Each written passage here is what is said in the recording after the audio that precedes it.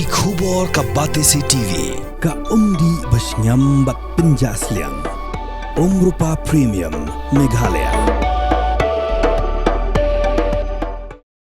Ki Kyrtong Jong ka Bharatiya Janata Party katau ba Rodney Singli ubekun na umsning constituency berubah manin raja ubekun na nongpo constituency hakalai trek lalingkot arajar pausan Ritpaid Kyrtong banyak kon yak election jiki jeng dor bar thau an Jong ka khasihus autonomous district council Yuba Singli berubah raja la senran lang dikenai lam Jong ka party berkinang kershan ka bagian Ritpaid Kyrtong ha office Jong deputy commissioner Ritpaid district Having been nominated as candidate to fill a seat in the 4th Umsning District Council, do swear in the name of God, solemnly affirm that I will bear true faith and allegiance to the Constitution of India as by the law established, and that I will uphold the sovereignty and integrity of India. Seperti BJP kandidat dari BJP nak miskin konstitusi. Bak dengan job nganjalik ka balak ban yarap lek ba jong dong riboy nam ta put sam. Ban nang benta development per apa ka konstitusi.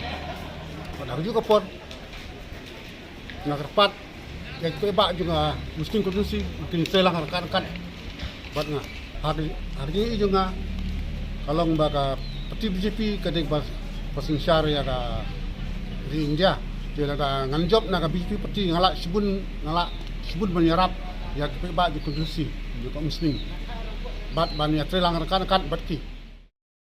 Having been nominated as a candidate to fill a seat in the 2 Nongpo District Council constituency, do swear in the name of the God, solemnly affirm that I will be true faith and allegiance to the Constitution of India as by law established, and that I will uphold the sovereignty and the integrity of India. I say one more time. I'm contesting from BJP party from 2 Nongpo constituency. So I'm so happy that at least party has given me to stand for the party, for the Nongpo people.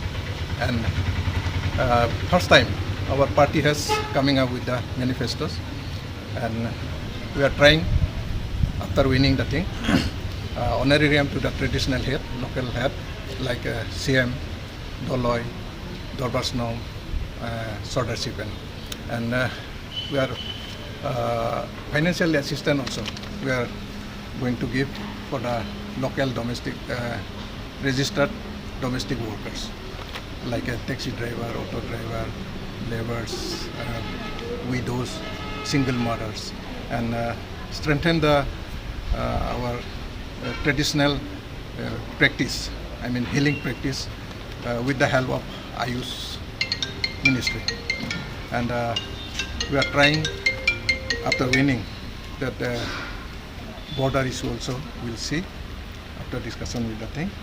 Then again we are looking for the transparent recruitment in the district council as soon as we see. Thank you. Kapor Kaladay, Bapinjit yaki MDC Jongpi, Shaka Khasi Hills Autonomous District Council, Bat ka Jaidbynriew Hills Autonomous District Council. Ayu kinle lada ki job, ke ay Kyrtong, ka bagidon, ki ay kiman, ki bakongsan, ki bagibu hakman. Kita kide ki jingkeli, ki bafidon kam menyo ya ke jubab, haswa, bapin lek ban tap ya ke vote Jongpi, haka arpuway tarik urempang arajar arpusan. Baik ya ke program, markman, Pat ki Kyrtong.